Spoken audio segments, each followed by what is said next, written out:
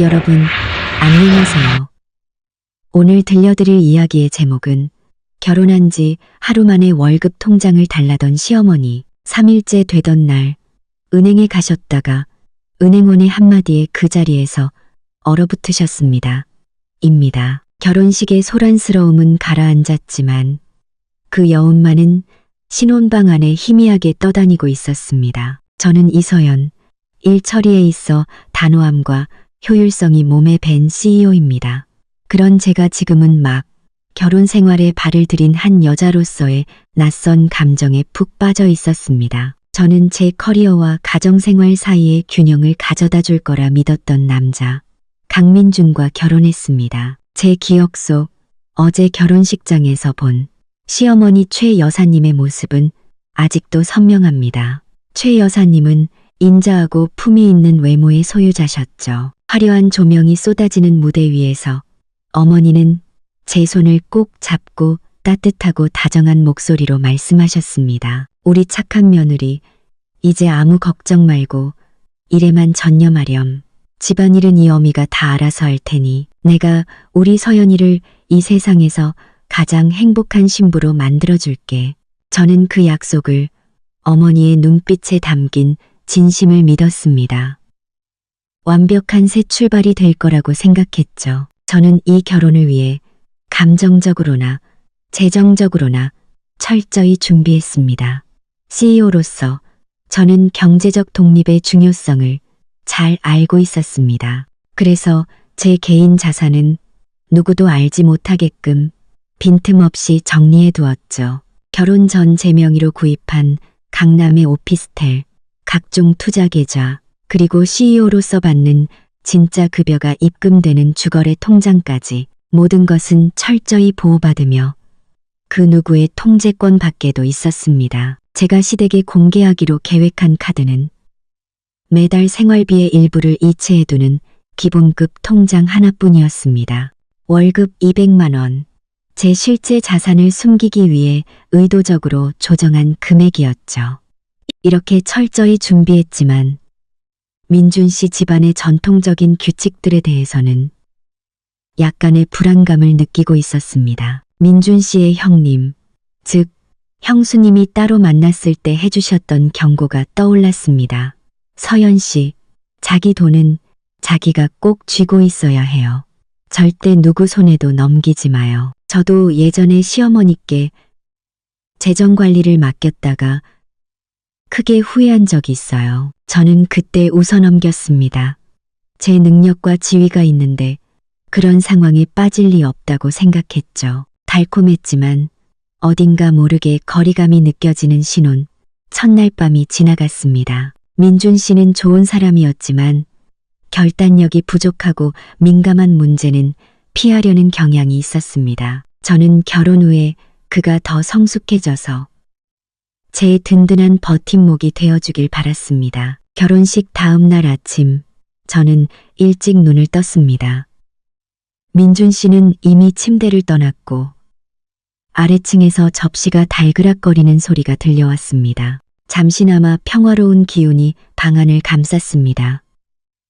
창밖을 보니 눈부신 아침, 햇살이 새로운 날의 시작을 알리고 있었습니다. 저는 커리어와 가정, 두 마리 토끼를 다 잡기 위해 최선을 다하겠다고 다짐했습니다. 거울 앞에 서서 실크 잠옷과 머리를 정돈하며 상냥하고 다가가기 쉬운 며느리의 모습을 만들려 했었습니다. 며느리로서의 첫날, 좋은 인상을 남기고 싶었기 때문이죠. 바로 그때였습니다. 노크 소리도 없이 침실 문이 벌컥 열렸습니다. 서연아, 엄마 들어간다. 최 여사님의 목소리였습니다. 허락을 구하는 질문이 아닌 이미 실행에 옮긴 후의 통보였죠. 어머니는 어색한 미소를 지으며 방으로 들어오셨습니다. 손에는 김이 모락모락 나는 뜨거운 죽 한 그릇이 들려 있었죠. 얼굴은 여전히 인자했지만 눈빛에는 무언가 캐묻고 평가하려는 기색이 서려 있었습니다. 저는 놀랐지만 애써 평정심을 유지했습니다. 네, 어머님. 가만보에서 가만히 있게 가만 거 있어 타마 있어게. 가만 더 있어 텀석해 닦게. 가만 더 있어 개 묻고. 이리 주세요. 저는 다가가 죽 그릇을 받아들었습니다. 그릇의 온기가 손바닥에 퍼졌지만 제 마음은 차갑게 식어갔습니다. 결혼한 지 이틀째 되는 날, 아침부터 시작된 이 사생활 침해는 불길한 징조였습니다. 이것은 며느리를 아끼는 시어머니의 행동이 아니라 이미 짜놓은 계획을 실행하는 사람의 모습이었습니다. 저는 제가 두려워하던 통제가 생각보다 훨씬 빠르고 직접적으로 시작되었음을 직감했습니다. 교양 있고 기품 있는 집안이라는 연극의 막이 최 여사님에 의해 예상치 못하게 거치며 제가 미처 예측하지 못했던 탐욕과 계산적인 속내가 드러나는 순간이었습니다. 제 결혼 생활의 이틀째, 남편과 달콤한 시간을 보내야 할 바로 그날이 불쑥 들어온 시어머니와 곧이어 터져나올 무례한 요구로 시작되고 있었습니다. 저는 죽 그릇을 화장대 위에 내려놓았습니다. 속에서는 불쾌함이 치밀었지만 겉으로는 최대한 공손한 태도를 유지하려 애썼습니다. 최 여사님은 나갈 생각이 전혀 없어 보였습니다. 의자를 끌어당겨 제 맞은편에 앉으셨죠. 어머니의 시선은 방 안 구석구석을 훑었고 제 보석함과 명품 가방들이 놓인 곳에서 잠시 멈췄습니다. 얘야, 네가 대표이사라 바쁜 건 알지만 아무리 큰일을 해도 집에 오면 넌 이 집 며느리야. 집안의 법도는 지켜야 하는 거란다. 최 여사님은 어른의 가르침처럼 들리는 말투로 입을 열었지만 그 안에는 평가와 강요의 의도가 숨어 있었습니다. 네, 어머님, 명심하고 잘 배우겠습니다. 저는 겸손하게 대답했습니다. 지금 당장 맞서기보다는 최 여사님이 정말로 원하는 게 무엇인지 지켜보기로 마음먹었죠. 그래, 그렇게 말하니 마음이 놓이는구나. 최 여사님은 제 손등을 가볍게 두드리셨습니다. 부드러운 손길이었지만 저는 오히려 압박감과 통제당하는 느낌을 받았습니다. 실은 오늘 아침에 올라온 건 너하고 단둘이 할 중요한 얘기가 있어서야. 너희 두 사람의 미래가 걸린 문제라 하루라도 빨리 말해야겠다 싶었지. 최 여사님은 목소리를 낮추고 주위를 한번 쓱 둘러보며 비밀스럽고 심각한 분위기를 연출했습니다. 저는 죽을 한 숟가락 뜨며 기다렸습니다. 어느 정도 각오는 했지만 이렇게까지 무례하고 직접적인 방식일 줄은 몰랐습니다. 얘야, 우리 집안에는 대대로 내려오는 규칙이 하나 있단다. 며느리는 시집 오면 월급 통장을 시어머니한테 맡겨서 관리받는 거야. 최 여사님은 반박의 여지를 주지 않는 단호한 목소리로 선언했습니다. 이건 너희 부부가 돈을 함부로 낭비하지 않고 가장 효율적으로 모을 수 있게 하려는 거란다. 내가 괜히 몇십 년 동안 대기업 회계팀장까지 했겠니? 경험 많은 내가 관리하는 게 가장 합리적이야. 심장이 쿵하고 내려앉는 기분이었습니다. 등골을 타고 차가운 기운이 흘렀죠. 저는 CEO, 경제적으로 완벽하게 자립한 여성이었습니다. 제 돈에 대한 통제권을 빼앗기는 것은 저의 독립성과 존중, 그리고 자존감을 빼앗기는 것과 다름없었습니다. 저는 이른바 집안의 규칙이라는 것이 최 여사님의 탐욕과 통제욕을 정당화하기 위한 변명에 불과하다는 것을 잘 알고 있었습니다. 그러니 내 월급 통장이란 카드, 비밀번호 전부 나한테 주렴. 그럼 내가 매달 내 개인 용돈으로 쓸 생활비를 따로 챙겨주마. 최 여사님은 말을 이으며 기대감과 노골적인 욕심으로 눈을 반짝였습니다. 제가 대답하기도 전에 민준 씨가 갑자기 방으로 들어왔습니다. 편한 실내복 차림인 걸 보니 막 씻고 나온 듯 했습니다. 저는 남편이 저를 위해, 우리의 사적인 경계를 지키기 위해 한마디라도 해주길 바라며 그를 쳐다보았습니다. 어머니랑 서연이 무슨 얘기하고 있었어? 민준 씨는 제 눈을 피하며 물었습니다. 최 여사님은 즉시 아들 쪽으로 몸을 돌리며 한결 부드러워진 목소리로 말했습니다. 우리 집안 규칙에 대해 얘기하고 있었지. 너희 두 사람 돈 관리 말이다. 네가 아내한테 잘 좀 말해봐. 다 너희 미래를 위해서 이러는 거 아니겠니? 민준 씨는 어머니와 저를 번갈아 보았습니다. 그는 망설이며 안절부절못했고 어느 편에 서야 할지 모르는 눈치였습니다. 저는 그의 눈을 깊이 들여다보며 확신에 찬 지지를 기다렸습니다. 하지만 제가 받은 것은 가벼운 고갯짓과 회피, 그리고 얄팍한 위로뿐이었습니다. 서연아, 그냥 어머니 말씀대로 해. 다 우리 좋자고 하시는 거잖아. 어머니 말씀이 맞아.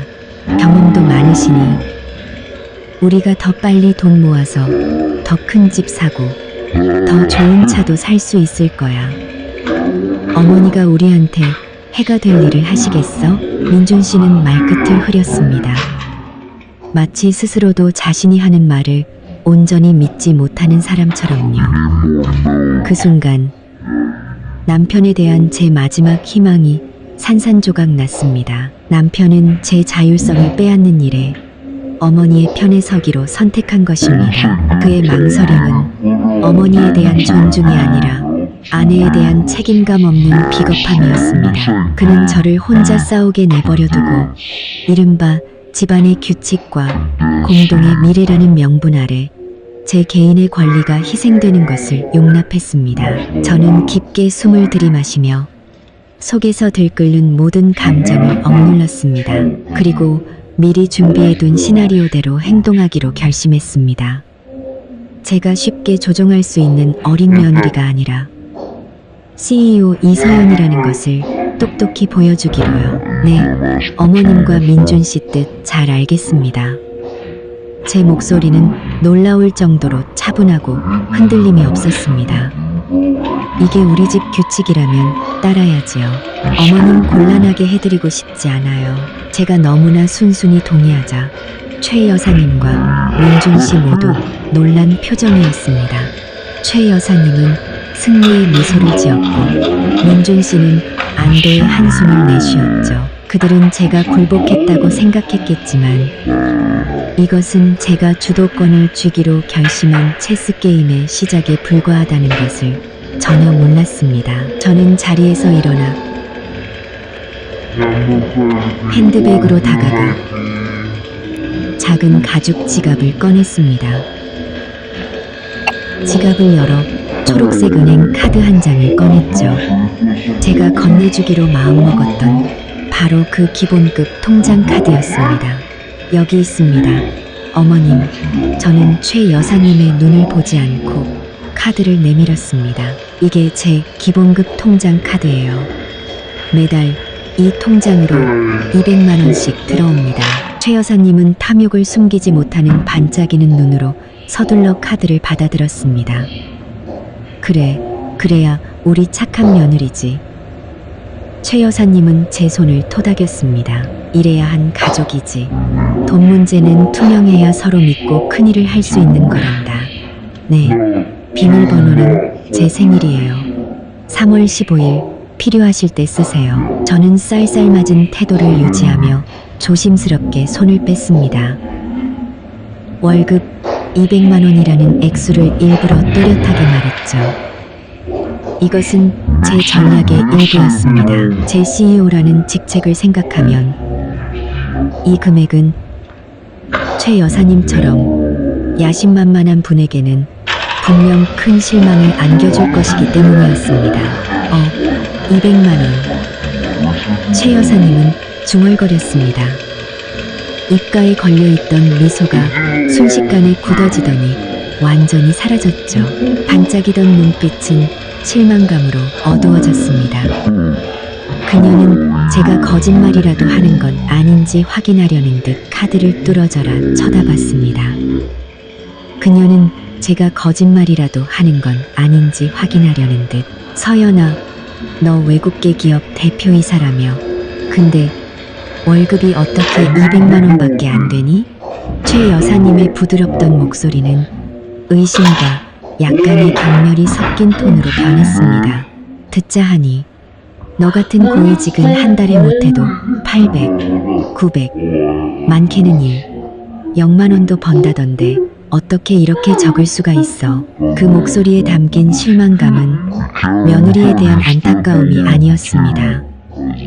자신이 생각했던 것만큼 큰 떡고물을 얻지 못했다는, 속았다는 느낌에서 비롯된 것이었죠. 그녀는 돈으로 가득 찬 카드, 자신이 마음대로 주무를 수 있는 거대한 자금줄을 기대했던 것입니다. 네, 그건 회사에서 이 통장으로 직접 지급하는 기본급입니다. 저는 차분하게 설명했습니다. 그 외 다른 수입의 대부분은 투자 계좌나 별도의 펀드로 들어가요. 하지만 그건 어차피 제가 결혼하기 전부터 모은 제 개인 돈이니까 굳이 가족들에게 공개할 필요는 없다고 생각합니다. 저는 결혼 전부터 모은 제 개인 돈이라는 부분을 의도적으로 강조하며 명확한 선을 그었습니다. 제 설명은 최 여사님을 만족시키지 못했습니다. 그녀는 미간을 찌푸렸고 얼굴에는 경멸감이 노골적으로 드러났습니다. 예, 그만둬라. 기본급이 200이면 그게 뭐니? 내 형님은 그냥 마케팅 팀장인데도 한 달에 400만 원은 꼬박꼬박 번단다. 넌 대표라는 애가 형님 반토막이야? 그녀는 조롱하듯 말했습니다. 옆에 서 있던 민준 씨는 어머니와 아내 사이에 긴장감이 흐르자 힘없이 끼어들었습니다. 어머니, 그만하세요. 외국계 회사는 급여 체계가 다른가 보죠. 전 먼저 내려가 볼게요. 어머니랑 서연이 얘기 나누세요. 민준 씨는 그렇게 자리를 피했습니다. 시어머니의 분노와 경멸 앞에 저를 혼자 남겨두고서요. 그의 행동은 제 결심을 더욱 굳히게 만들었습니다. 최 여사님은 아들의 말은 아랑곳하지 않았습니다. 손에 쥔 카드를 뒤집었다 폈다 하던 그녀는 문 쪽으로 가다가 멈춰서서 휴대폰을 꺼내 들었습니다. 그리고는 일부러 방을 나가지 않고 전화를 걸기 시작했습니다. 언니, 나야, 명숙이. 지금 민준이네 신혼방인데. 너무 웃긴 일이 있어서 바로 전화했잖아. 최 여사님은 저 들으라는 듯 일부러 큰 소리로 말했습니다. 그 서연이라는 애 말이야. 외국계 회사 대표라고 해서 얼마나 대단한가 했더니 월급이 고작 200만 원이래. 내가 방금 그 월급 카드 받았거든. 언니네 딸만큼은 될 줄 알았지. 겉만 번지르르 하다고 속까지 그런 건 아닌가 봐. 그치, 언니? 최 여사님은 제 면전에서 제 월급을 대놓고 깎아내리고 자랑했습니다. 이 통화를 이용해 자신의 자만심과 분노를 해소하고 있었죠. 제가 똑똑히 듣고 당신 눈에 저는 그저 보잘것없는 며느리일 뿐이라는 걸 알게 하려는 속셈이었습니다. 저는 조용히 서서 최 여사님의 1인극을 지켜봤습니다. 분노는 이미 마음속 깊은 곳에서 경멸감으로 바뀌어 있었습니다. 월급 액수 때문에 화가 난 게 아니었습니다. 사람에 대한 존중도 교양도 없는 그 행동 방식 때문이었죠. 전화를 끊은 최 여사님은 만족스러운 표정으로 저를 돌아봤습니다. 들었니? 서연아, 솔직히 말해서 내일 다시 한번 생각해봐야겠다. 월급 200만 원으로 내 아들 앞가림이나 하겠니? 어머님, 저 출근해야 해서요. 오전에 이사회 미팅이 있습니다. 제가 대답했습니다. 제 목소리는 허락을 구하기보다 명령에 가까운 냉정함을 띠고 있었습니다. 저는 화장실로 들어갔습니다. 연극은 시작되었고 이제는 제가 반격할 차례였습니다. 저는 완벽한 오피스룩으로 갈아입고 욕실에서 나왔습니다. CEO로서의 냉철하고 단호한 모습으로 돌아왔죠. 어떤 사적인 감정도 제 태도에 영향을 미치게 두지 않았습니다. 민준 씨가 다시 방으로 들어왔습니다. 그는 제게 똑바로 다가와 침대 끝에 걸터 앉았습니다. 그의 눈에는 미안함과 당혹감이 가득했습니다. 서연아, 어머니한테 너무 화내지 마.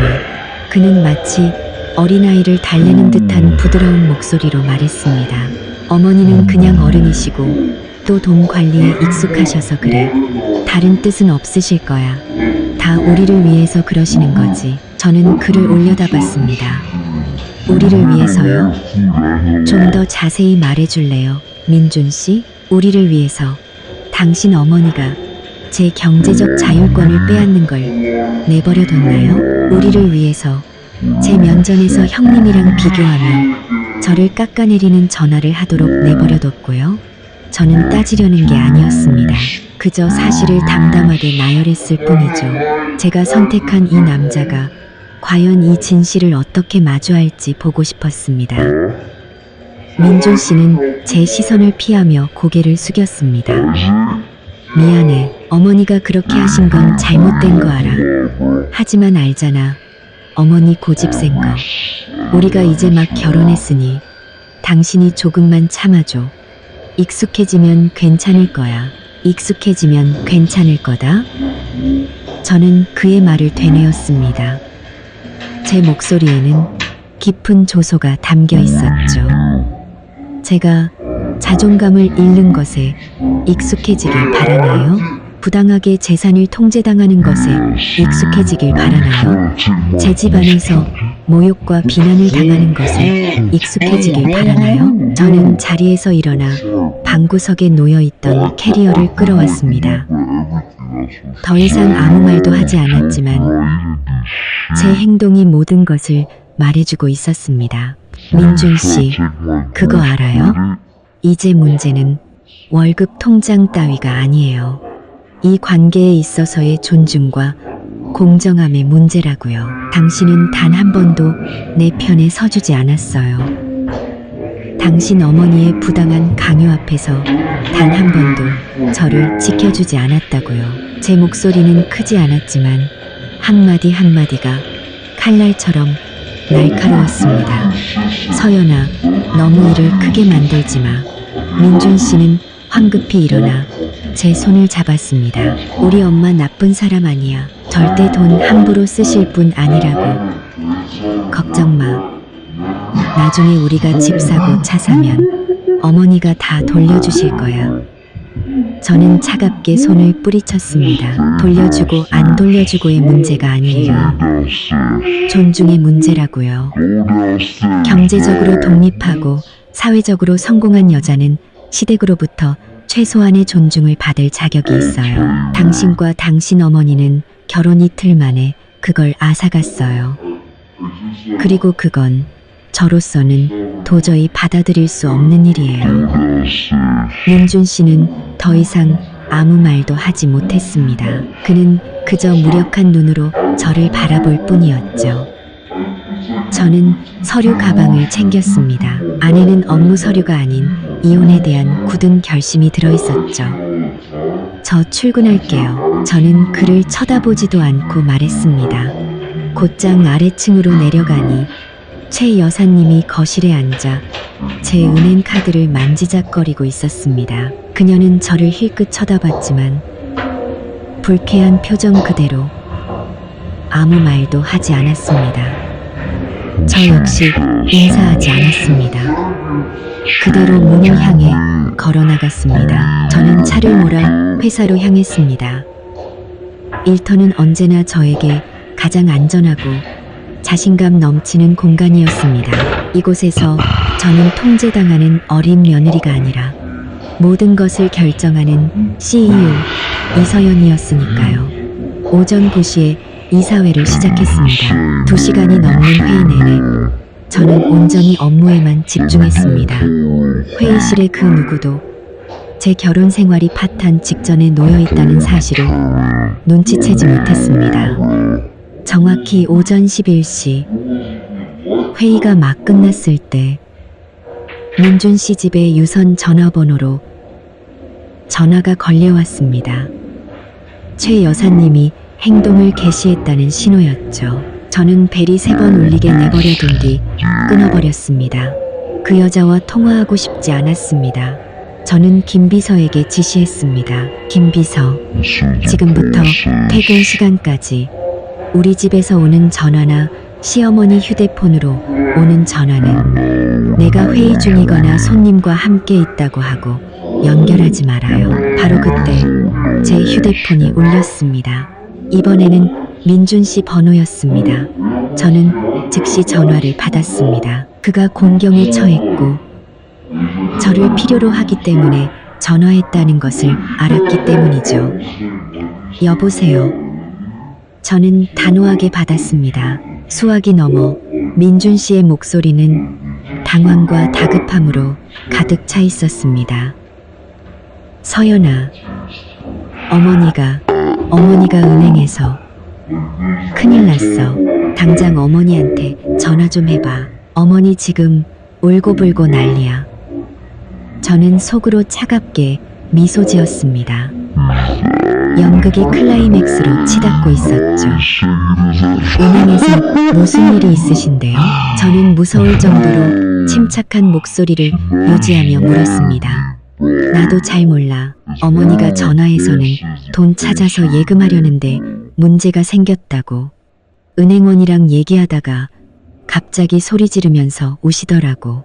그러다 그냥 끊어버렸어. 당신이 빨리 전화해봐. 통장 주인이 당신이잖아. 당신이 더 잘 알 거 아냐. 민준 씨는 거의 애원하고 있었습니다. 당신이 더 잘 알 거 아냐. 방신이 더 잘 알 거 아냐. 당신이 더 잘 알 거. 긍신이 더 당신이 빨리 전화해봐. 당신이 더. 그는 어머니와 직접 마주하기가 두려워 문제 해결사 역할을 제게 떠넘기려 하고 있었습니다. 알았어요. 민준 씨는 걱정 말고 일해요. 제가 어머니께 전화해 볼게요. 저는 민준 씨가 더 말할 틈도 주지 않고 전화를 끊었습니다. 휴대폰 화면을 보니 다시 최 여사님의 번호가 뜨고 있었습니다. 이번에는 그녀의 휴대폰이었죠. 저는 이번에도 벨이 3번 울린 후에야 천천히 통화 버튼을 눌렀습니다. 여보세요. 어머님, 저 서연이에요. 제가 평온하게 말했습니다. 이 나쁜 년, 네가 감히 날 속여? 최 여사님의 귀를 찢는 듯한 비명이 소화기를 뚫고 제 귀에 꽂혔습니다. 그 소리는 아침의 실망감과는 차원이 다른 배신감에 찬 분노의 폭발이었습니다.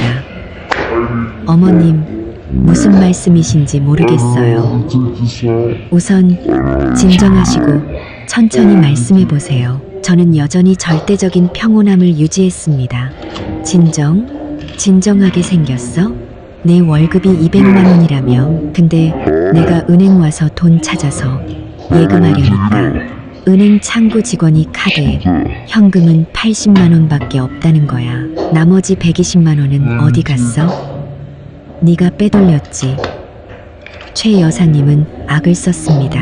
저는 그녀의 흐느끼는 소리와 주변 사람들의 웅성거리는 소리까지 들을 수 있었습니다. 모든 것이 제가 계획한 대로 흘러가고 있었습니다. 네, 80만 원이 맞아요. 어머님. 저는 차분하게 설명했습니다. 제가 아침에 말씀드렸잖아요. 160만 원은 월 기본급 총액이고 그중 120만 원은 제가 결혼 전에 산 강남 오피스텔 월세와 관리비로 매달 고정적으로 나가는 돈이에요. 매월 1일에 자동으로 계좌에서 빠져나가도록 설정해놨거든요. 저는 결혼 전에 산이라는 부분을 힘주어 말했습니다. 최 여사님이 자신이 거대한 자산을 손에 쥐었다고 착각했지만 실제로는 남의 빚비록 그 집이 제 자산일지라도 을 관리하고 있을 뿐이라는 사실을 깨닫게 해주고 싶었습니다. 오피스텔? 네가 언제 집을 샀어? 왜 나한테 말 안 했어? 최 여사님은 다그치듯 물었습니다. 그녀의 목소리는 분노에서 경악으로 바뀌어 있었습니다. 네, 2년 전에 구입했습니다. 어머님, 그건 제 개인 재산이라 굳이 어머님과 민준 씨에게 보고할 필요는 없다고 생각했어요. 저는 단호하게 대답했습니다. 최 여사님은 잠시 침묵하더니 다시 목소리를 높였습니다. 하지만 이번에는 당혹감과 혼란으로 떨리는 목소리였습니다. 그녀는 저를 깜짝 놀라게 한 뜻밖의 사실을 털어놓았습니다. 너 그거 아니? 여기 창구 직원 말이야. 그 직원이 나한테 그러는 거야. 혹시 큰 금액 이체하러 오셨냐고. 이서연 고객님은 저희 은행 VIP 고객님이시라고 말이야. 내 통장 잔고가 항상 엄청나고 중요한 거래도 아주 많다고 하더라. 혹시 다른 카드도 많이 가지고 계시냐고 묻더라니까. 그 은행원의 의도치 않은 정보 누설에 저는 잠시 놀랐지만 이내 평정심을 되찾았습니다. 이 변수는 제 계획을 망치기는커녕 오히려 그게 긴장감을 한층 더 끌어올려 주었습니다. 네, 그 직원 말이 맞아요. 어머님, 저는 확신에 찬 목소리로 말했습니다. 저 다른 카드도 아주 많아요. 투자 계좌, 예금 계좌, 신용카드. 아시잖아요, 어머님. 제가 CEO인데 재무 관리를 위해 여러 자금주를 가지고 있어야죠. 그럼 왜 그 카드들은 나한테 안 준 거야? 최 여사님은 탐욕과 요구가 가득한 목소리로 물었습니다. 전부 다 일이죠. 내가 다 관리해 줄게. 네 돈이 우리 돈이고 우리 돈이 네 돈이지. 최 여사님의 마지막 말, 네 돈이 우리 돈이라는 그 한마디가 제 인내심의 한계선을 건드렸습니다. 아니요, 어머님. 저는 단호했습니다. 그 모든 자산은 제가 민준 씨와 결혼하기 전에 번 돈입니다.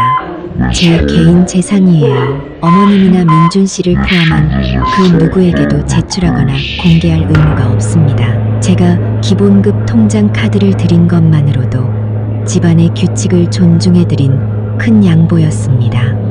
저는 수화기 너머로 민준 씨가 최 여사님의 전화를 빼앗는 소리를 들었습니다. 그의 목소리가 들려왔습니다. 분노와 책망이 가득 담긴 채 저를 추궁했죠. 서연아, 당신 나 속였어. 나한테는 재산 별로 없다고 했잖아. 왜 숨긴 거야? 전부 다 공개해야지. 당신 돈이 우리 돈이잖아. 부부 사이에는 돈 문제 투명해야지. 민준 씨 말이 맞아요. 부부 사이에는 돈 문제 투명해야죠. 저는 도전적인 어조로 맞받아쳤습니다. 그럼 민준 씨는 당신 예금 통장 나한테 공개했어요? 당신 월급 통장이랑 예금 통장 전부 어머니께 맡겼어요? 당신도 안 한 일을 나한테 요구하지 마세요. 민준 씨는 침묵했습니다. 저는 그에게도 비자금이 있다는 것을 알고 있었습니다. 그의 침묵은 그의 위선과 부당한 요구를 스스로 인정하는 셈이었습니다. 죄송하지만 더 이상 할 말 없네요. 저는 즉시 전화를 끊고 민준 씨와 최 여사님의 번호를 모두 차단해버렸습니다. 저는 자리에서 일어나 재킷을 챙겼습니다. 그리고 김 비서에게 마지막 지시를 내렸죠. 김 비서, 차 준비해줘요. 은행에 급히 가봐야겠어요. 저는 제 자존감과 재산을 지키기 위해 단호하게 행동해야 한다는 것을 알았습니다. 저는 은행으로 차를 몰았습니다. 분노는 어느새 냉철하고 단호한 결심으로 바뀌어 있었습니다. 더 이상 감정에 휘둘리지 않았습니다. 저는 손실이 난 사업관계를 재정비하는 CEO 모드로 완벽하게 전환했습니다. 가는 길에 제 개인 자산 관리 담당자인 박 부장님께 전화를 걸었습니다. 박 부장님.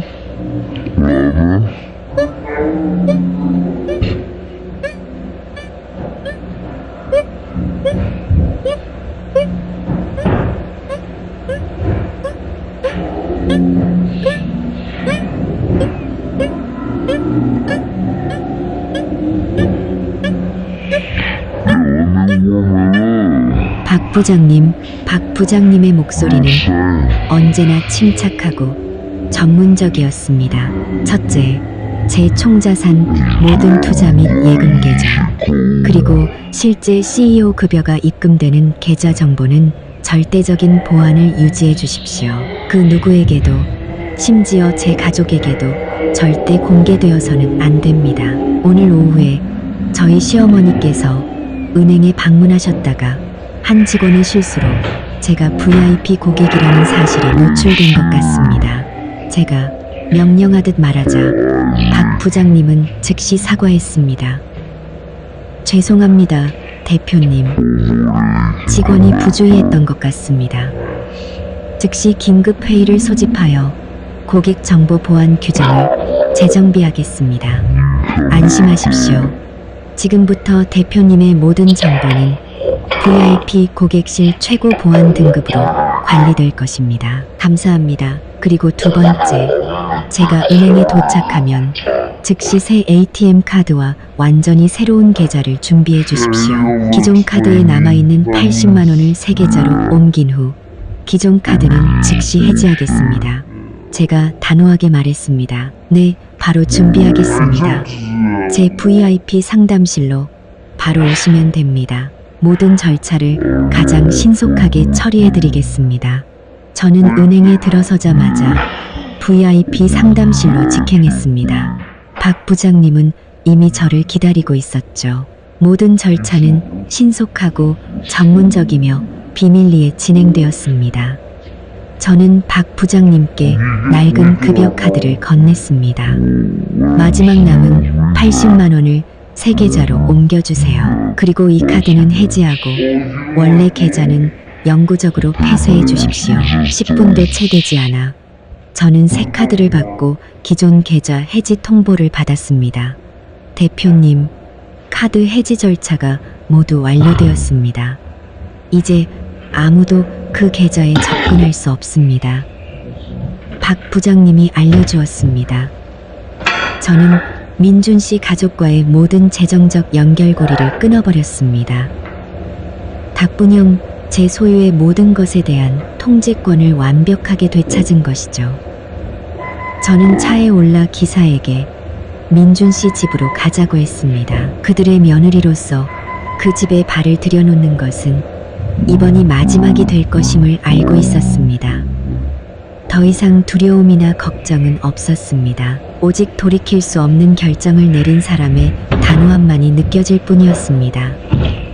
오후 2시쯤 민준 씨 집에 도착했습니다. 집 안으로 들어서자 이상할 정도로 고요한 분위기가 감돌았습니다. 저는 곧장 신혼방으로 올라갔습니다. 방구석에서 캐리어를 끌어내고 옷장을 열어 제 모든 개인 물품을 챙기기 시작했습니다. 결혼 선물이나 함께 쓰던 물건은 단 하나도 챙기지 않았습니다. 모든 것을 깨끗하고 명확하게 정리하고 싶었죠. 바로 그때 최 여사님과 민준 씨가 방문 앞에 나타났습니다. 최 여사님은 제가 돌아온 것을 분명히 알아차린 듯 했습니다. 그녀의 얼굴은 분노와 불안으로 붉게 달아올라 있었고, 민준 씨는 어머니 뒤에 서서 어쩔 줄 모르는 난처한 표정을 짓고 있었습니다. 최 여사님은 제가 입을 열기도 전에 방으로 달려들어 제 얼굴에 대고 손가락질했습니다. 이 나쁜 년, 어딜 갔다가 이제야 기어들어와? 네가 날 속여? 감히 그 월급 카드를 해지해. 내가 방금 은행에 전화해봤더니 계좌가 이미 폐쇄됐다고 하더라. 최 여사님은 분노로 쉰 목소리로 소리쳤습니다. 인자한 겉모습은 온데간데 없고 오직 벌거벗은 탐욕만이 남아있었습니다. 저는 캐리어를 닫고 조심스럽게 잠갔습니다. 그리고 최 여사님을 마주보고 섰습니다. 제 표정은 너무나 평온해서 오히려 그녀를 당황하게 만들 정도였습니다. 네, 맞아요. 어머님, 방금 은행 가서 그 카드 해지하고 오는 길이에요. 제 돈은 제가 알아서 할 권리가 있으니까요. 저는 확고한 목소리로 대답했습니다. 마침내 민준 씨가 입을 열었습니다. 그의 목소리에는 책망이 가득했습니다. 서연아, 지금 뭐 하는 거야? 고작 카드 하나 때문에 이렇게까지 일을 크게 만들어? 당신 때문에 엄마가 사람들 앞에서 얼마나 창피를 당했는지 알아? 당장 엄마한테 사과해. 저는 민준 씨의 눈을 똑바로 쳐다보았습니다. 그리고 실망 가득한 미소를 지었죠. 민준 씨, 제가 여기 온 건 사과하러 온 게 아니에요. 제 짐을 챙기고 한 가지를 선언하러 왔어요. 저는 캐리어를 제 쪽으로 당겨 똑바로 섰습니다. 두 사람을 번갈아 보며 또박또박 단호하게 말했습니다. 우리 이혼해요. 민준 씨와 최 여사님 모두 그 자리에 얼어붙었습니다. 최 여사님의 얼굴은 새하얗게 질렸고 민준 씨는 발이 땅에 붙기라도 한 듯 꼼짝도 못했습니다. 제 짧았던 이틀간의 결혼 생활은 이 한마디 선언으로 공식적인 끝을 고했습니다.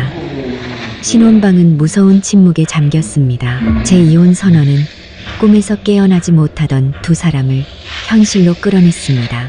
최 여사님이 가장 격렬하게 반응했습니다. 충격은 순식간에 분노로 바뀌었죠. 너 지금 뭐라고 했어? 이혼? 미쳤니? 너 지금 제정신이야? 무슨 이유로 이혼을 해? 고작 월급 200만 원짜리 카드 하나 때문에 이 난리를 피워? 네가 뭔데? 최 여사님은 제게 달려들 기세로 다가왔습니다. 손이 분노로 부들부들 떨리고 있었죠. 네, 어머님. 그 카드 때문이 아니에요. 그건 마지막 한 방울이었을 뿐이죠. 문제는 자존감과 존중이에요. 어머님과 민준 씨가 결혼 이틀 만에 제게서 빼앗아간 바로 그거요. 저는 여전히 침착한 태도를 유지하며 대답했습니다. 민준 씨는 더듬거렸습니다. 서연아, 무슨 말도 안 되는 소리야. 결혼한 지 이틀도 안 된 신혼부부가 이혼이라니. 이건 나랑 우리 집안 전체를 모욕하는 거야. 알아? 내가 뭘 그렇게 잘못했는데. 내가 뭘 잘못했냐고요? 아, 민준 씨. 저는 그를 쳐다보았습니다. 제 눈빛은 얼음장처럼 차가웠습니다. 아내 편에 서주지 않고 아내를 지켜주지 않는 남편은 남편으로서의 자격이 없어요. 당신 어머니가 날 모욕했을 때 당신은 날 내버려두는 쪽을 택했어요. 내 자존심을 지켜주는 대신 당신 자신의 평화를 택했다고요. 최 여사님이 우리 사이에 끼어들며 말을 잘랐습니다. 목소리는 저기로 가득 차 있었죠. 너 당장 그 입 다물어. 자존심? 자존심 같은 소리 하고 있네. 결혼한 지 이틀 만에 남편 버리겠다는 은혜도 모르는 년. 네가 지금 누굴 망신시키고 있는지 알아? 우리 민준이는 하루 종일 밖에서 힘들게 일하는데 내가 너희 돈 좀 관리해주겠다는데 그게 뭐가 잘못됐어? 잘못됐습니다. 어머님, 저는 단호했습니다. 저는 CEO입니다. 제 돈은 제가 벌고 누구에게 맡길 필요 없어요. 제가 필요한 건 존중입니다. 결혼 이틀째부터 제 개인 재산을 통제하려 드신 건 사랑이 아니라 탐욕이고 제 독립성에 대한 무시입니다. 이걸 이렇게 빨리 알게 돼서 오히려 다행이라고 생각해요. 내가 탐욕스러워? 최 여사님은 분노로 얼굴이 새파래졌습니다. 그녀는 손을 번쩍 들어 저를 때릴 기세였습니다. 어머니, 안 돼요. 민준 씨가 황급히 달려들어 어머니를 꽉 껴안았습니다. 그가 어머니의 경솔한 행동을 막은 것은 제가 일을 더 크게 만들까봐 두려웠기 때문이었습니다. 저는 그 광경을 가만히 지켜보았습니다. 아들의 품에서 발버둥 치는 최 여사님의 얼굴은 증오로 가득했고 민준 씨는 애원하는 표정으로 숨을 헐떡였습니다. 그냥 놔두세요. 저 맞는다 해도 상관없으니까요. 제가 도전적인 목소리로 말했습니다. 어머님의 이런 행동이 제 이혼 결정이 얼마나 옳았는지를 증명해 줄 뿐이니까요. 저는 등을 돌려 캐리어를 끌고 방을 나섰습니다. 바퀴가 마룻바닥에 끌리는 소리가 집안의 정적을 깨고 건조하게 울려 퍼졌습니다. 월급 통장은 해지됐고 제 개인 재산은 누구도 건드릴 수 없어요. 민준 씨와 어머님은 걱정 마세요. 제가 이 집에서 가져가는 건 아무것도 없으니까요. 내일 구청으로 나와요. 거기서 기다릴게요. 저는 두 사람이 똑똑히 들을 수 있을 만큼 큰 소리로 말했습니다. 뒤도 돌아보지 않고 곧장 계단을 내려가 집을 나섰습니다. 저는 이 결혼 생활에서 공식적으로 걸어 나왔습니다. 대문 밖으로 나서자 집 안에 숨막히는 공기와는 비교도 안 될 만큼 시원하고 상쾌한 공기가 느껴졌습니다. 저는 차에 올라 기사에게 말했습니다. 원래 살던 집으로 가주세요. 돌아오는 내내 저는 한마디도 하지 않았습니다. 창밖으로 보이는 서울의 거리는 여전히 분주했지만 제 마음속에는 이상하리만치 평온함이 찾아왔습니다. 울지도 않았고 후회하지도 않았습니다. 창밖으로 보이는 서울의 거리는 오히려 더 큰 후폭풍을 몰고 오기 전에 큰 실수를 바로잡았다는 안도감이 들었죠. 제 명의의 고급 오피스텔에 도착해 문을 열자 익숙함과 자유로움이 저를 반겼습니다. 바로 이곳이야말로 저를 위한 공간이었습니다. 다루시만 저를 위한 공간이었습니다. 옷을 갈아입고 친정어머니께 전화를 걸었습니다. 어머니께서 걱정하실 것을 알았지만 가족의 지지가 필요했습니다. 엄마, 저 서연이에요. 딸, 너 집에 돌아왔다는 얘기 들었다. 어머니의 목소리에는 걱정이 가득했습니다. 분명 지인을 통해 소문을 들으신 게 틀림없었죠. 저는 깊게 숨을 들이마셨습니다. 네, 엄마, 저 집에 왔어요. 그리고 저 이혼했어요. 어머니는 잠시 침묵하셨습니다. 저는 어머니께서 제 성급함을 집안 망신시킨 것을 꾸짖으실 거라 생각했습니다. 하지만 어머니는 제 가슴을 뭉클하게 만드는 한마디를 건네셨습니다. 진작에 했어야지. 내 딸, 저는 목이 메었습니다. 엄마, 저한테 화 안 나셨어요? 화는 무슨. 그 집안 처음부터 너랑 안 어울린다고 생각했다. 그 사람들은 널 사랑해서가 아니라 내 재산이랑 내 대표이사라는 명함 보고 널 며느리로 들인 거야. 똑똑하고 능력 있는 내 딸이 왜 그런 우유부단한 남자랑 탐욕스러운 시어머니 밑에서 살아야 하니? 아주 잘했다. 내 자존심이 그깟 결혼 생활보다 100배, 1000배는 더 소중해. 어머니의 목소리에는 절대적인 지지와 사랑이 담겨 있었습니다. 고마워요, 엄마. 마음속에 얼어붙어 있던 얼음덩이가 녹아내리는 기분이었습니다. 저는 커리어와 가정, 두 마리 토끼를 다 잡기 위해 최선을 다하겠다고 다짐했습니다. 거울 앞에 서서 실크 잠옷과 머리를 정돈하며 상냥하고 다가가기 쉬운 며느리의 모습을 만들려 했었습니다. 며느리로서의 첫날, 좋은 인상을 남기고 싶었기 때문이죠. 바로 그때였습니다. 노크 소리도 없이 침실 문이 벌컥 열렸습니다. 서연아, 엄마 들어간다. 최 여사님의 목소리였습니다. 허락을 구하는 질문이 아닌 이미 실행에 옮긴 후의 통보였죠. 어머니는 어색한 미소를 지으며 방으로 들어오셨습니다. 손에는 김이 모락모락 나는 뜨거운 죽 한 그릇이 들려 있었죠. 얼굴은 여전히 인자했지만 눈빛에는 무언가 캐묻고 평가하려는 기색이 서려 있었습니다. 저는 놀랐지만 애써 평정심을 유지했습니다. 네, 어머님. 가만 거있어 가만히 있게. 가만 거있어 타마 있어게. 가만 더 있어 텅석해 닦게. 가만 더 있어 캐묻고. 이리 주세요. 저는 다가가 죽 그릇을 받아들었습니다. 그릇의 온기가 손바닥에 퍼졌지만 제 마음은 차갑게 식어갔습니다. 그렇게 단호하게 선언한 후에 제 전 남편이 무슨 말을 할지 궁금했습니다.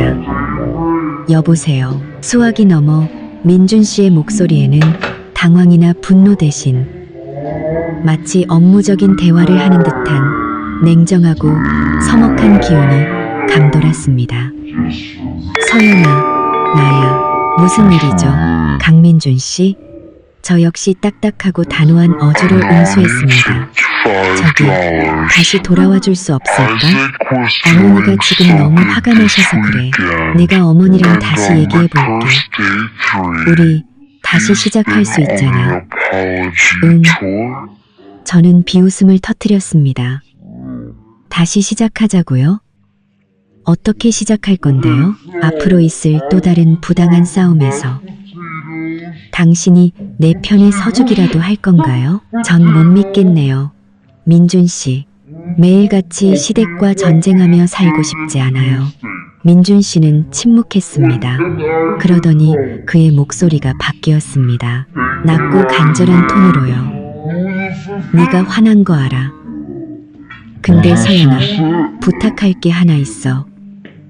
아주 급한 일인데 혹시 저는 최 여사님이 카드를 요구했던 일부터 민준 씨의 회피 그리고 제가 카드를 해지하고 이혼을 선언하기까지 모든 일을 간략하게 설명했습니다. 이야기를 다 들으신 어머니는 민준 씨 집안의 행동에 더욱 분노하셨습니다. 걱정하지 마. 내 소신대로 해. 엄마랑 아빠가 뒤에서 전부 지지해 줄게. 탁구고 집안 체면보다 네 행복과 자존심이 훨씬 더 중요해. 전화를 끊었습니다. 어머니의 지지는 앞으로 닥쳐올 모든 뒷말에 맞설 힘을 주었습니다. 더 이상 집안 체면을 지켜야 한다는 부담감에 얽매일 필요가 없었습니다. 저는 자리에 앉아 제 개인 변호사인 김 변호사에게 전화를 걸어 다음날 아침 이혼 절차를 준비하기 시작했습니다. 모든 것을 신속하고 깔끔하게 처리하고 싶었습니다. 저는 이미 사실상 독신이었고 이제 법적인 확인 절차만 남았을 뿐이었습니다. 변호사와 나눌 서류를 준비하고 있을 때 휴대폰이 울렸습니다. 민준 씨의 회사 번호였습니다. 잠시 망설이다가 전화를 받기로 했습니다. 불과 몇 시간 전 그는 내 돈이 우리 돈이라는 논리로 제게 재산 공개를 요구했습니다. 그리고 이제는 바로 그 논리를 이용해 3억 원을 빌려달라고 하고 있었죠. 강민준 씨, 착각하지 마세요. 제 목소리는 얼음장처럼 차가웠습니다. 첫째, 우리는 이혼했어요. 당신은 더 이상 내 남편이 아니에요. 둘째, 당신은 내 돈이 우리 돈이라고 했죠. 그럼 당신은 단 한 번이라도 당신 돈이 우리 돈이라고 말한 적 있나요? 당신 재산 공개한 적 있어요? 저는 그의 대답을 기다리지 않고 마지막으로 단호하게 쏘아붙였습니다. 강민준 씨, 당신한테는 내 편에 설 기회가 있었어요. 하지만 당신은 당신 어머니를, 탐욕을, 그리고 당신의 나약함을 선택했죠. 당신 스스로 나와의 모든 관계를 끝내버린 거예요. 다시는 네 남편이니 우리 돈이니 하는 논리로 나한테 전화하지 마세요. 저는 가차없이 전화를 끊고 그의 회사 번호까지 즉시 차단해버렸습니다. 모든 것이 끝났습니다. 저는 완벽하게 자유로워졌습니다. 민준 씨의 번호를 차단한 후 저는 휴대폰을 소파에 던져버렸습니다. 자리에 앉아 깊게 숨을 쉬며 정말 옳은 일을 했다고 느꼈습니다. 민준 씨가 돈을 빌려달라고 전화한 것은 이 결혼의 진짜 목적이 무엇이었는지를 보여주는 가장 명백한 증거였습니다. 바로 그때 다시 전화벨이 울렸습니다. 제 자산관리 담당자인 박 부장님이었습니다. 저는 전화를 받았습니다. 박 부장님, 무슨 일이시죠? 이 대표님, 업무 시간 외에 연락드려 죄송합니다. 보고 드릴 것이 있어 전화드렸습니다. 대표님의 특별 요청에 따라 현재 시점 기준 대표님의 총자산을 상세히 재확인했습니다. 박 부장님은 전문적인 어조로 말했습니다. 네, 말씀하세요. 저는 평정을 유지했습니다. 대표님, 현재 대표님의 총 보유 자산은 단기 투자, 장기 예금, 보유 주식 및 기타 계좌의 가용 잔액을 모두 포함하여 현재 시점 기준 총 100억 원입니다. 저는 조금도 놀라지 않았습니다. 그 숫자를 정확히 아는 사람은 저 자신뿐이었으니까요. 감사합니다. 박 부장님. 정보 확인했습니다. 계속해서 절대 보안 유지해 주십시오. 내일 찾아뵙고 다음 투자 계획에 대해 논의하겠습니다. 네, 알겠습니다. 좋은 저녁 되십시오. 저는 전화를 끊고 휴대폰을 내려놓았습니다. 100억 원. 제 노력과 지혜가 만들어낸 값진 결과물이었습니다. 저는 실소를 터뜨렸습니다. 최 여사님은 제 월급 200만 원을 비웃었죠. 만약 당신의 며느리가 100억 원의 자산가라는 사실을 알았다면 어떤 반응을 보였을까요? 민준 씨는 내가 내 남편이라는 논리로 3억 원을 빌려달라고 했습니다. 그가 필요했던 돈의 30배가 넘는 자산을 가진 아내를 스스로 걷어찼다는 사실을 알면 무슨 생각을 할까요? 저는 거울을 보았습니다. 그 안에는 성숙하고 독립적이며 강인한 한 여성이 서 있었습니다. 저는 체면 때문에 혹은 남들의 뒷말이 두려워 이 결혼을 유지하는 선택을 하지 않았습니다. 저는 제 자존감과 자유를 지키기 위해 이혼을 선택했습니다. 저는 귀중한 교훈을 얻었고 그 대가는 이틀간의 결혼 생활이라는 아주 저렴한 비용으로 치렀습니다. 다음 날 아침 번갯불에 콩 볶듯 치른 결혼 생활의 3일째이자 결혼식 후 4일째 되는 날 저는 활기차게 눈을 떴습니다. 어젯밤 내내 저는 김 변호사와 통화하며 모든 준비를 마쳤습니다. 대표님, 법적으로는 대표님께서 완벽하게 유리한 상황입니다. 김 변호사는 전화로 설명했습니다.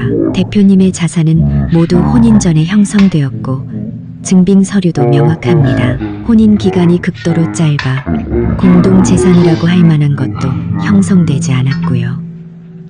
자녀가 없고 재산 분할 다툼도 없기 때문에 이혼 소송은 신속하게 진행될 겁니다. 저는 김 변호사에게 서류 준비를 부탁했습니다. 모든 것을 시끄럽지 않고 빠르고 깔끔하게 끝내고 싶었습니다. 오전 7시쯤부터 제 휴대폰이 쉴 새 없이 울리기 시작했습니다. 민준 씨와 최 여사님의 번호는 차단했지만 그들은 민준 씨 형의 번호나 회사 유선 전화 등 다른 번호를 이용해 제게 전화를 걸어왔습니다. 저를 압박하려는 시도라는 것을 알았죠. 저는 어떤 전화도 받지 않기로 했습니다. 오전 8시 낯선 번호로 문자 메시지가 도착했습니다. 민준 씨였습니다. 서연아, 전화 좀 받아. 엄마 충격받아서 지금 심장이 안 좋으셔. 너 정말 너무한 거 아니야? 당장 집으로 와서 얘기 좀 해. 이렇게 우리 집안 명예를 짓밟다니. 난 이혼 못해. 저는 메시지를 읽었지만 동정심은 조금도 생기지 않았습니다. 심장병은 낡아빠진 수법일 뿐이었죠. 저는 최 여사님을 잘 알았습니다. 그녀가 충격받은 이유는 손에 거의 다 쥐었다고 생각했던 거대한 떡고물을 놓쳤기 때문일 겁니다. 저는 답장하지 않았습니다. 기사에게 전화해 저를 구청으로 데려다 달라고 요청했습니다. 구청에 도착하니 민준 씨가 이미 입구에서 기다리고 있었습니다. 그의 얼굴은 초췌하고 피곤해 보였습니다. 구겨진 셔츠 차림은 결혼식 날의 멋진 모습과는 완전히 딴판이었죠. 저를 보자 민준 씨는 즉시 달려와 제 앞을 막아섰습니다. 서연아, 정말 왔구나. 제발 나한테 기회 한 번만 더 주면 안 될까? 내가 미안해. 어머니랑도 얘기했어. 앞으로는 우리 돈 문제에 절대 간섭 안 하시겠다고 약속하셨어. 제발 기회 한 번만 줘. 응. 민준 씨는 애원하는 목소리로 말했습니다. 저는 그의 눈을 똑바로 쳐다보았습니다. 조금의 흔들림도 없었죠. 박민준 씨, 당신의 말은 더 이상 저에게 아무런 가치가 없어요. 당신에게는 나를 지켜줄 기회가 있었지만 당신은 나를 내버려 두는 쪽을 택했어요. 이제 와서는 너무 늦었어요. 나도 그냥 평화롭게 지내고 싶었을 뿐이야. 서연아, 당신은 대표고 돈도 많이 벌잖아. 내 입장도 좀 이해해줘야지. 그는 동정심에 호소하려 했습니다. 이해는 하지만 받아들일 수는 없어요. 저는 단호했습니다. 전 여기 당신과 말싸움하러 온 게 아니에요. 절차 밟으러 왔어요. 서류는 이미 다 준비됐고요. 협조적으로 나오든가 아니면 제가 오늘 바로 이혼 소송을 제기하든가 선택하세요. 제가 장담하는데 소송으로 가면 지금 이혼 서류에 도장 찍는 것보다 훨씬 더 시끄러워질 겁니다. 민준 씨는 고개를 숙였습니다. 방궁방곡 저의 단호함을 꺾을 수 없다는 것을 깨달은 것이죠. 알았어. 서명할게. 민준 씨는 완전히 굴복한 작은 목소리로 말했습니다. 하지만 약속해줘. 내가 당신한테 돈 빌리려고 했던 거, 투자금 부탁했던 거, 아무한테도 말하지 않겠다고. 이 일은 비밀로 해줘. 저는 비웃으며 고개를 저었습니다. 박민준 씨, 아직도 당신 체면을 생각하네요. 걱정 마세요. 전 그 이야기 절대 안 할 거예요. 첫째, 그런 좀스러운 일에 얽히고 싶지 않으니까요. 둘째, 제 얼굴에 먹칠하고 싶지 않아서요. 제가 당신 같은 남자와 결혼했었다는 사실을 남들이 알게 하고 싶지 않거든요. 저는 등을 돌려 곧장 구청 안으로 들어갔습니다. 구청에서의 절차는 생각보다 빨리 끝났습니다. 저희는 담당 공무원과 마주 앉았습니다. 저는 변호사가 미리 준비해온 이혼 신청서를 포함한 모든 필요 서류를 제출했습니다. 사유는 성격 및 가치관 차이로 명시했죠. 담당 공무원은 극도의 놀라움이 담긴 눈으로 저희를 쳐다봤습니다. 결혼한 지 이틀 만에 이혼하러 온 커플은 분명 전례가 드문 일이었을 겁니다. 커플은 분명 전례가 드문 일이었을 겁니다. 극도의 놀라움이 담긴 정무원은 극도의 놀라움이 담긴 눈으로 저희를 쳐다봤습니다. 두 분, 정말 확실하신 겁니까? 결혼하신 지 이제 이틀밖에 안 되셨는데 돌아가서 다시 한번 생각해 보시는 게 결혼은 평생의 다시인데 이렇게 성급하게 결정할 문제가 아닙니다. 담당 공무원은 놀라움과 약간의 책망이 섞인 말투로 말했습니다. 네, 저희는 충분히 생각했습니다. 제가 차분하고 단호한 목소리로 대답했습니다. 서로의 가치관과 삶의 방향이 너무나 다르다는 것을 깨달았습니다. 억지로 관계를 유지하는 것은 양쪽 모두에게 고통일 뿐입니다. 민준 씨는 그저 고개를 숙인 채 아무 말도 하지 않았습니다. 그는 제가 내미는 모든 서류에 텅 빈 눈으로 서명했죠. 그는 완전히 굴복했습니다. 모든 절차는 약 1시간 만에 끝났습니다. 저는 이혼 신청 접수증과 관련 서류를 받았습니다. 법적으로 정해진 숙려 기간이 필요했지만 이 결혼은 사실상 끝난 것이나 다름없었습니다. 저는 자리에서 일어나 민준 씨를 다시는 쳐다보지 않고 방을 나섰습니다. 강민준 씨, 혼자 돌아갈 수 있죠? 전 중요한 회의가 있어서요. 민준 씨는 저를 올려다보았습니다. 그의 얼굴에는 창피함이 가득했죠. 알아, 먼저 가봐. 저는 구청을 나서며 마치 어려운 임무를 완수한 듯한 기분을 느꼈습니다. 저는 다시 자유로운 여성 이서연으로 돌아왔습니다. 자유로운 여성 이서연으로 돌아왔습니다. 저는 구청을 나서며 저는 구청을 나서며 마치 어려운 그날 오후부터 제 이혼 소식은 퍼져나가기 시작했습니다. 제가 아무리 조용히 처리하려 애썼다 해도 이틀 만의 이혼은 비밀로 붙이기에는 너무나 충격적인 이야기였죠. 재계와 사교계에서 뒷말이 나오기 시작했습니다. 세상에, 그 이서연 대표 돈 많다고 얼마나 거만하면 결혼 이틀 만에 남편을 버려. 분명히 시댁이 가난해서 집안 규칙 못 견디고 뛰쳐나온 걸 거야. 정말 생각 없다. 큰 사업하는 사람이 행동은 애들 같아. 저는 그 모든 말을 들었지만 조금도 흔들리지 않았습니다. 그런 말을 하는 사람들은 진실을 모를 뿐더러 제가 굳이 해명할 필요도 없었죠. 제 자존심은 온전히 지켜졌습니다. 저는 차라리 남들에게 성급하다는 비난을 받을지언정 제 가족에게 무시당하는 것은 견딜 수 없었습니다. 저는 사무실에 앉아 도시의 풍경을 내려다보며 미소 지었습니다. 모든 것을 끝냈고 저는 다시 태어났습니다. 민준 씨가 이혼 서류에 서명했지만 최 여사님은 쉽게 물러날 사람이 아니었습니다. 그녀는 낡은 수법, 즉 제명예와 평판을 이용해 저를 압박하기 시작했습니다. 넷째 날 저녁, 친정어머니께 전화가 왔습니다. 어머니의 목소리에는 분노와 걱정이 가득했죠. 서연아, 내 전 시어머니가 무슨 짓을 하고 다니는지 아니? 그 여자가 우리 친척, 친구들, 심지어 네 아빠 사업 파트너 몇 명한테까지 전화해서 내 흉을 보고 있단다. 뭐라고 하시는데요? 엄마? 저는 침착하게 물었습니다. 이미 예상했던 일이었습니다. 네가 아주 버릇없고 거만한 며느리라느니, 집안 규칙을 무시했다느니, 돈밖에 모르는 애라서 자기 집안 명예에 먹칠을 했다고 떠들고 다닌대.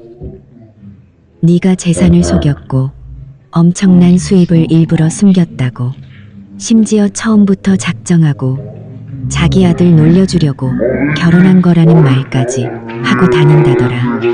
어머니는 분노로 떨리는 목소리로 전했습니다. 알았어요, 엄마. 걱정 마세요. 전 괜찮아요. 떠들고 싶으면 그러라고 하세요. 저는 어머니를 안심시켰습니다. 하지만 얘야, 그 여자가 내 형님네 댁까지 찾아가서 울고불고 난리를 쳤단다. 온갖 방법으로 네게 흠집을 내려고 하고 있어. 이러다 내일이나 평판에 문제가 생길까봐 걱정이다. 엄마, 저는 CEO예요. 그런 뒷말 무섭지 않아요. 제 평판은 이틀짜리 결혼 생활이 아니라 제 능력과 전문성으로 쌓아 올린 거예요. 그분이 일을 크게 벌일수록 그분의 탐욕과 비도덕성만 더 드러나게 될 거예요. 엄마는 그냥 마음 편히 계세요. 제가 알아서 처리할게요. 저는 전화를 끊고 즉시 김 변호사에게 연락했습니다. 김 변호사님, 지금 바로 강민준 씨와 최 여사 앞으로 경고장을 발송해 주십시오.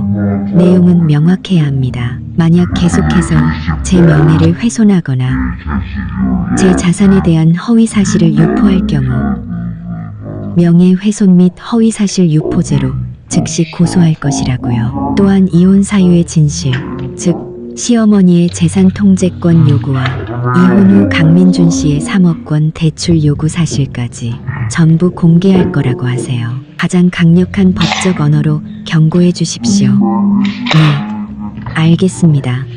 대표님, 오늘 밤 바로 작성해서 발송하고 압박 수위를 높이기 위해 상대 측 변호사에게도 사본을 보내겠습니다. 김 변호사는 답했습니다. 이 경고장 공개가 양날의 검이 될 수 있다는 것을 알았지만 다른 선택지가 없었습니다. 제가 결코 만만한 상대가 아니며 제 자신을 지키기 위해 법을 이용할 준비가 되어 있다는 것을 똑똑히 보여줘야 했습니다. 다섯째 날 아침, 이혼 신청서를 제출한 지 불과 사흘 만에 김 변호사의 경고장은 효과를 발휘하기 시작했습니다. 방고거의 사업고의 창제, 그릇신 청서를 발휘하기 시작했습니다. 최 여사님은 더 이상 제 지인들에게 전화를 걸지 않았습니다. 어머니께서 전화를 걸어와 최 여사님이 울고불고 하소연하는 것을 멈췄다고 알려주셨습니다. 내 전 시어머니 이제 조용해졌단다. 변호사 경고장이 효과가 있었나 봐.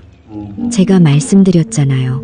엄마, 전 쉽게 당하는 사람 아니에요. 저를 지키기 위해서라면 어떤 수단이든 쓸 준비가 되어 있다고요. 제가 어머니께 말씀드렸습니다.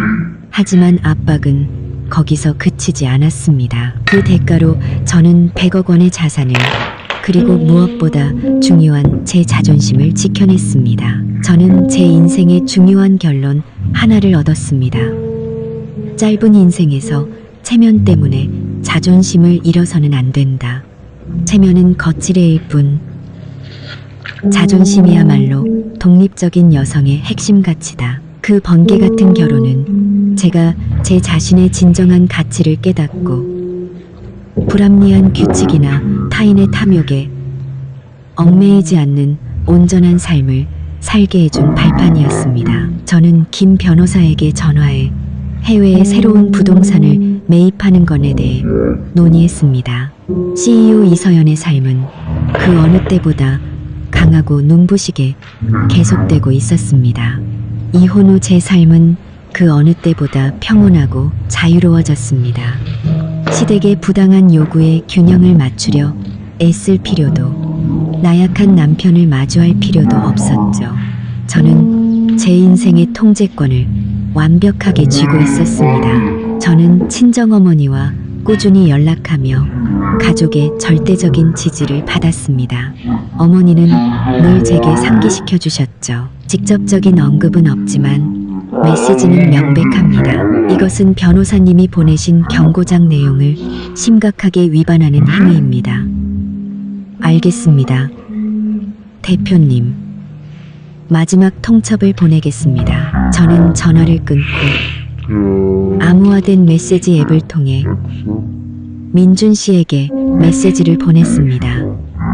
오직 그만이 볼 수 있도록요. 메시지 내용은 간단했지만 그를 영원히 침묵하게 만들기에 충분한 무게를 지니고 있었습니다.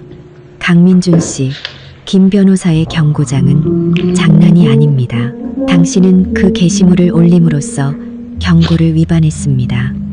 지금 당장 그 글을 삭제하고 모든 비방 행위를 멈추지 않으면 당신 어머니가 제 재산을 통제하려 했던 녹취록과 이혼 후 당신이 3억 원을 빌려달라고 했던 증거까지 전부 공개하겠습니다. 내가 당신에게 연락할 방법은 얼마든지 있다는 걸 기억하세요. 당신의 마지막 남은 체면이라도 지킬 수 있는 마지막 기회입니다.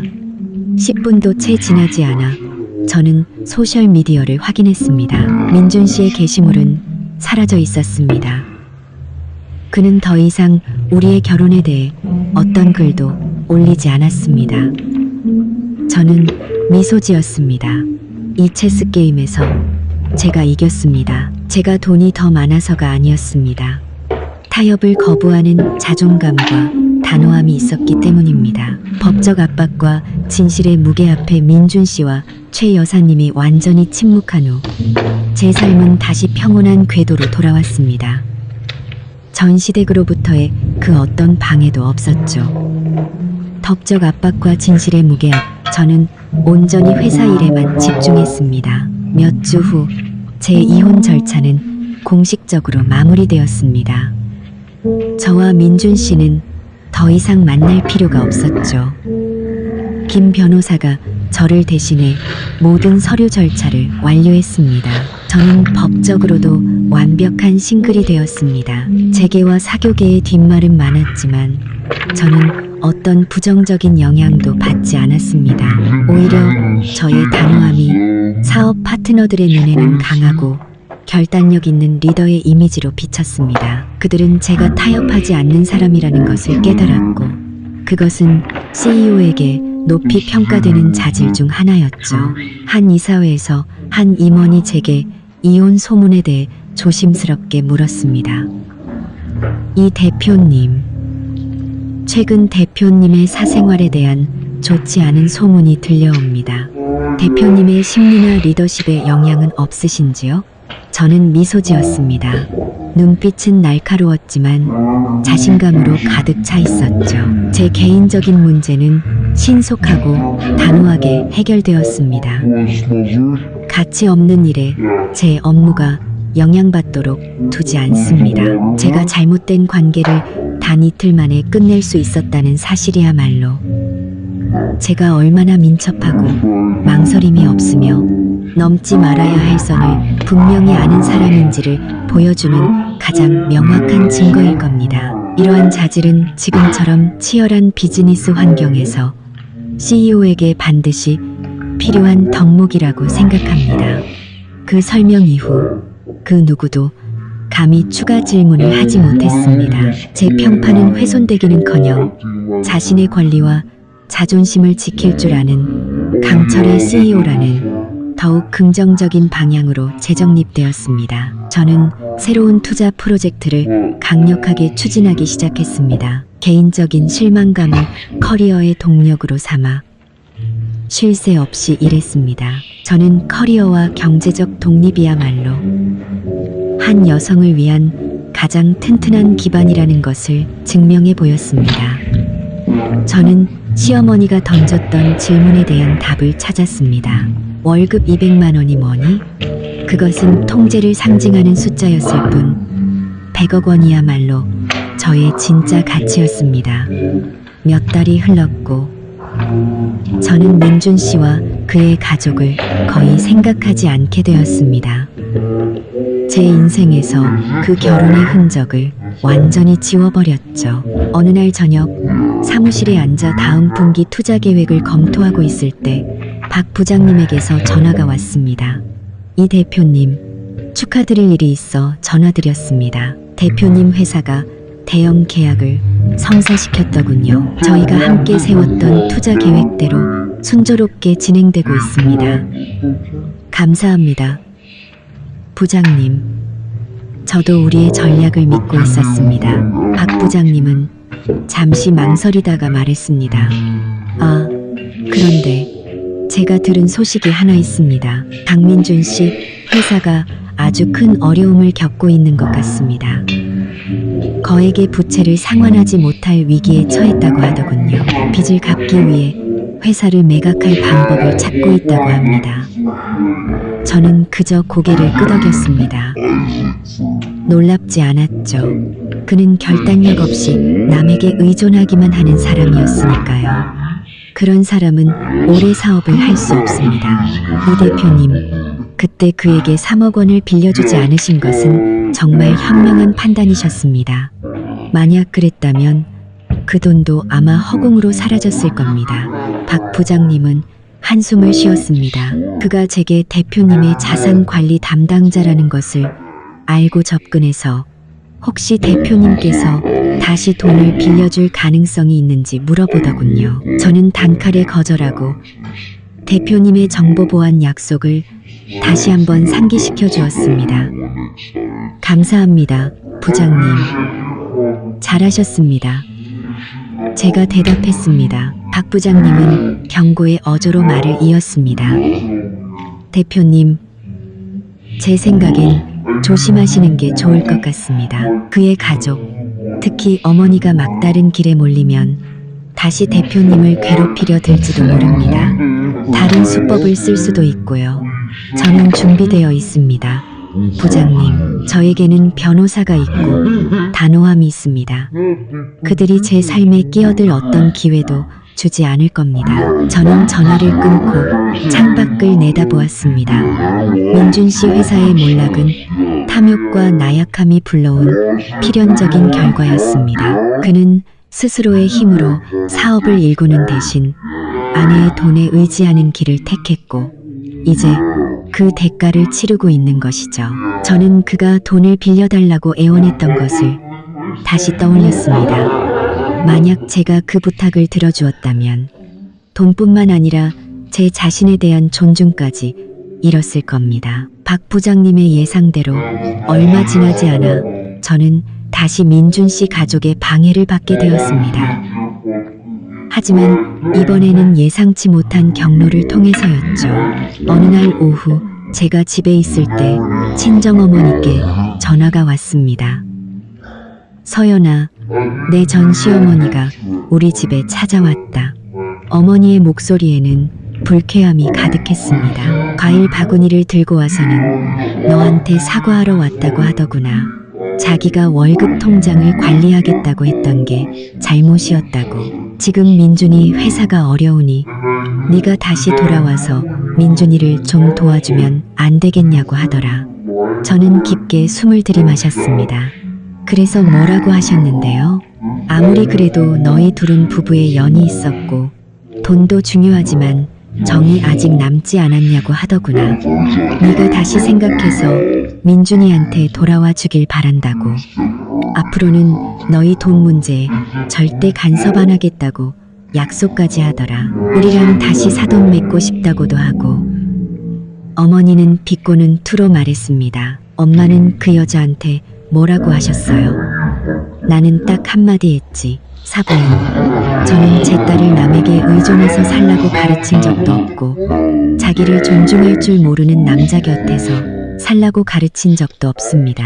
이혼은 이미 끝난 일이고 엎질러진 물입니다. 댁에 돌아가서 아드님이나 잘 챙기세요. 정은 돈으로 살 수도 없고 망해가는 회사 살리는 데 쓸 수도 없는 겁니다. 그 여자가 내 말 듣고는 얼굴이 새하얘져서 그냥 돌아가더라. 저는 어머니가 자랑스러웠습니다. 어머니는 저를 단호하게 지켜주셨고 제가 최 여사님의 뻔뻔함을 직접 마주하지 않게 해주셨습니다. 정말 고마워요. 엄마, 정말 잘하셨어요. 그 사람은 사과하러 온 게 아니에요. 정을 핑계로 돈을 구걸하러 온 거죠. 엄마도 안다. 그러니 걱정 말고 내 일에만 집중해. 또 귀찮게 굴면 내 변호사랑 얘기할 테니.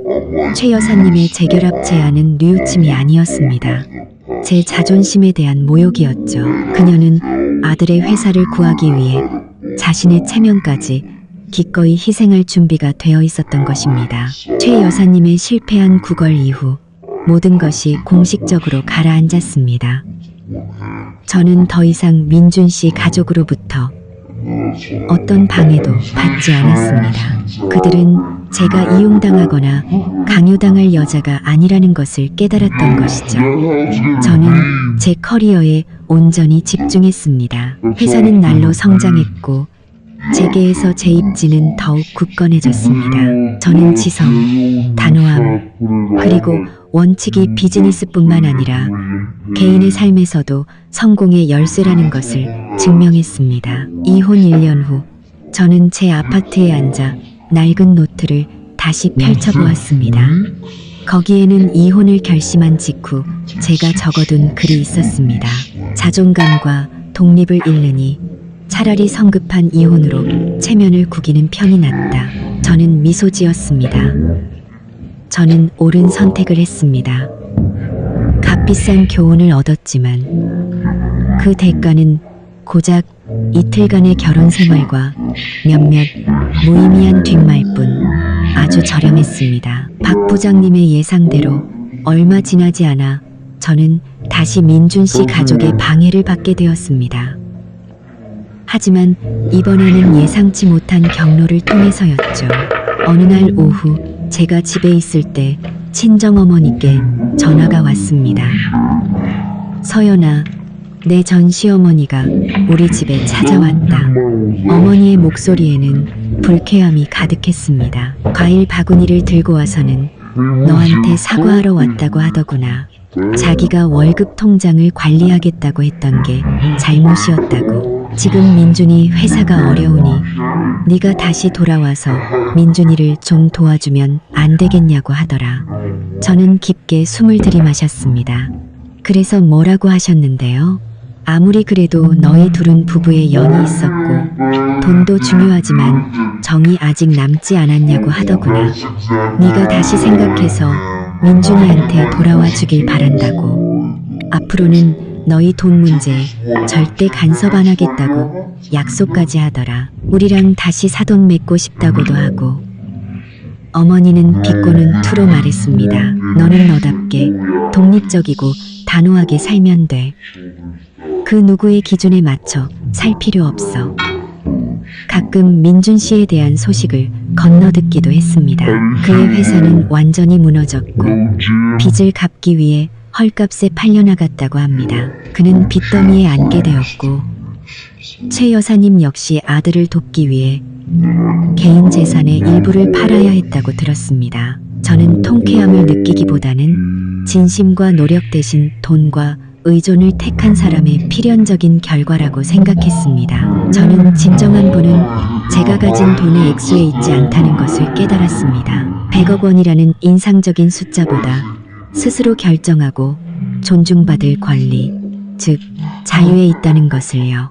저는 제 돈을 이용해 제 자신을 지켰습니다. 그리고 그 짧은 결혼 생활의 경험을 바탕으로 개인정보 보안 전문 기술 스타트업에 투자하는 대담하지만 성공적인 비즈니스 결정을 내렸습니다. 저는 거울을 보며 만족스럽게 미소 짓는 한 여성을 보았습니다. 저는 더 이상 뒷말의 주인공인 박정한 신부가 아니라 모두가 존경하는 성공한 CEO였습니다. 제 여정은 진정한 힘이 타인의 돈을 통제하는 데 있는 것이 아니라 스스로 돈을 벌고 그 성과를 단호하게 지켜내는 능력에 있다는 것을 증명했습니다. 저는 힘든 시기를 멋지게 극복했습니다. 사랑은 성급할 수 있어도 존중은 영원해야 한다는 것을 배웠습니다. 저는 노트를 덮으며 완벽한 평온함을 느꼈습니다. 모든 것이 끝났고 눈부신 새 미래가 저를 기다리고 있었습니다. 저는 이 체스 게임에서 CEO의 자존심과 지성으로 승리했습니다. 끝까지 경청해주신 여러분, 진심으로 감사합니다. 다음 영상에서 다시 뵙겠습니다.